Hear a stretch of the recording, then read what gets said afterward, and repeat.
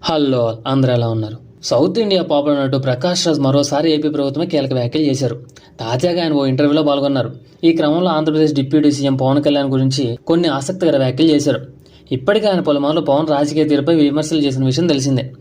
అయితే ఇప్పుడు ప్రకాష్ రాజ్ చేసిన వ్యాఖ్యలు నెట్టింట మరింతగా వైరల్ అవుతున్నాయి. పవన్ కళ్యాణ్ కొద్ది రోజుల క్రితం సనాతన పరిరక్షణ బోర్డు ఏర్పాటు చేసుకున్నారు కదా, దానిపై మీ అభిప్రాయం చెప్పండి అంటూ ప్రకాష్ రాజ్ను కోరారు. అందుకు ఆయన ఇలా సమాధానం ఇచ్చారు.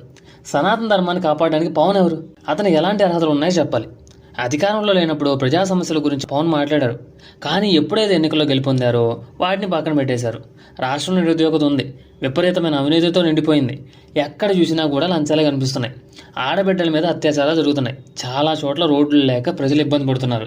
ఈ సమస్యలన్నింటినీ పక్కన పెట్టేసి సడన్గా తన కాస్ట్యూమ్ మార్చేసి ఇలా సమయం వృధా చేస్తున్నారు. ఇలా రకరకాలుగా దుస్తులు మార్చేసి మాట్లాడడానికి ఇదేం సినిమా కాదు. అసలు అతను ఏపీ డిప్యూటీ సీఎం అని చెప్పడానికి నేను చాలా అన్కంఫర్టబుల్గా ఫీల్ అవుతున్నాను. డెమోక్రసీలో అపోజిషన్ అనేది లేకుంటే ఎలా?